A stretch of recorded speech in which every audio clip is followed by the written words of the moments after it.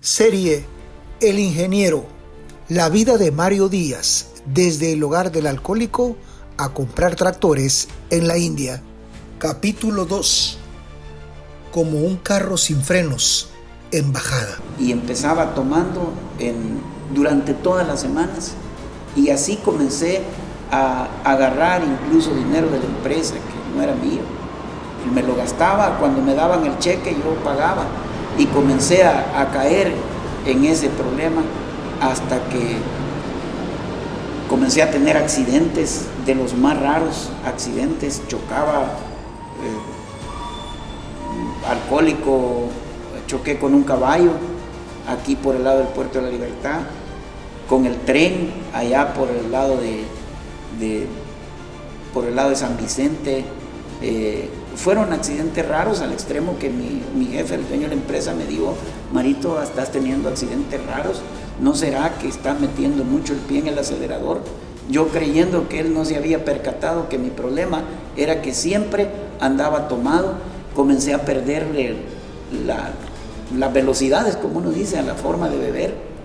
En el lugar donde yo llegaba a beber, siempre, algunas veces me despertaba en el baño, sentado y desorientado, sin saber a dónde estaba. Comencé a agarrar ingestas alcohólicas prolongadas, y ya mi vida laboral ya no podía seguir en esa situación. Me quitaron ese trabajo, al final me quitaron porque había agarrado dinero más de la cuenta.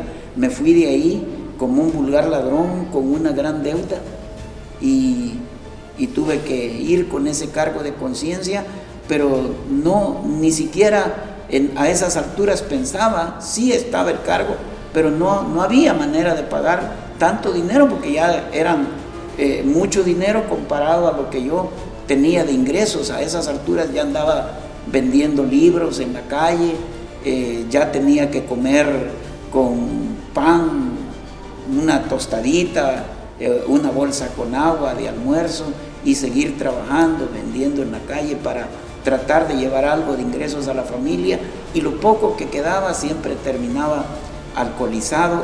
Perdí el control definitivamente, y al extremo que esa señora un día decidió irse, me dejó y se fue. Yo me quedé solo, y eso fue como haber dejado un carro sin frenos en una bajada, y comencé a caer, a descender, me cambiaron mis amigos, ya eran gente de la cantina, ya llegaba a las cantinas a hacer mi estación, y comencé a visitar centros de rehabilitación. Uno de los centros de rehabilitación que visitaba estaba allá por el lado de Soyapango, por la fábrica Oliva. En esos lugares empecé a desarrollarme y a pensar. Algunas veces veía a los alcohólicos recoger comida de la basura, y yo descalzo, queriendo hacer lo mismo, pero siempre mirando mi realidad con telescopio, pensando en el ingeniero que había ganado cheques de 5 cifras. Caía mal en algunos sitios donde empezaba a contar esa historia, porque la gente pues se incomodaba, y empecé a volar bajo, ¿verdad? No me daba cuenta que lo que había quedado de aquel hombre era una caricatura nada más. Llegué en cierta ocasión en la casa donde me había quedado a perder. Me quitaron la luz, me cortaron el agua, se llevaron el teléfono. Yo tenía que bañarme recogí el agua pues de allí afuera, y jalaba para lavarme la cara. Algunas veces me iba así. Ya era gerente en esa empresa donde vendíamos libros, y algunas ocasiones el jefe llegó y me dijo: Mario, andate para tu casa, venite cuando esté bueno. Yo ni siquiera me percataba que ya estaba en esa condición. Muchos de los compañeros o de las muchachas que trabajaban conmigo llegaban algunas veces y me decían: ingeniero, báñese mucho hielo. Mi esposa Patti, un ángel de Dios. Pero ella dice que fue misericordia. Yo creo que fue la mano de Dios que la mandó. Y cuando ella llegaba, teníamos que dormir en un cartón de refrigeradora, tener una cocinita armada en un ladrillo con una resistencia para tostar tortillas.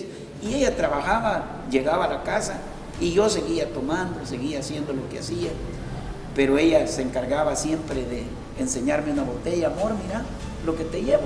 Y me iba con ella y me dormía, y cuando despertaba ya estaba en centros de rehabilitación donde ella me había ido a dejar. Hubo un día que cuando nació mi segundo hijo, Rafael, que pues los dolores de parto, se rompió la fuente de mi esposa, había que llevarla al hospital, y yo estaba en ese día, estaba sobrio, no andaba tomado. Arranqué mi carro, que era el Enterprise, le decía yo, era un año 79, en Datsun 1200, y lo arranqué empujado y la llevé al hospital.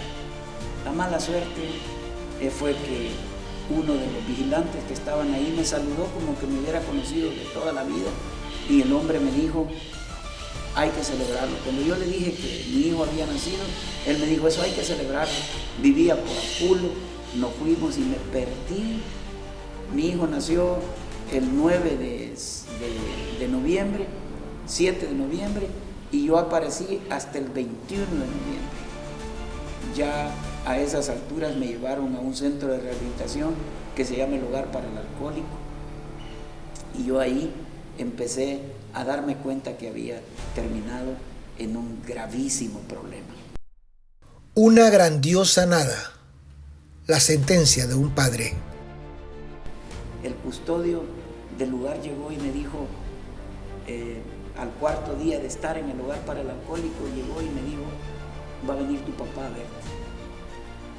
Sentí mucha alegría, era una mezcla de todo encontrado, porque no quería seguir en el hogar. Ya había estado en la zona que le llamaban la morgue, y ahora estaba ahí en medio del súbdito tabaco, y quería que mi papá, como siempre, pues me echara la mano, me rescatara.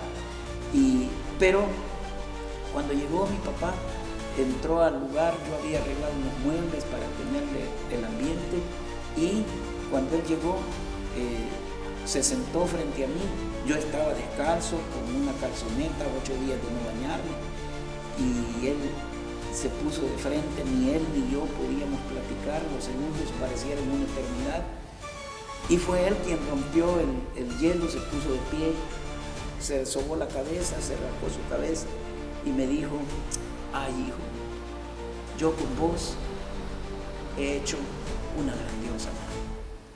Y se fue. Yo me quedé en aquel lugar bajando libros, recordando, pensando lo que había hecho con mi vida. Un hombre de cheques de 5 cifras, un hombre exitoso académicamente hablando, con una gran capacidad instalada, pero ahora en un centro de rehabilitación y rodeado de gente igual, con el mismo problema que yo tenía.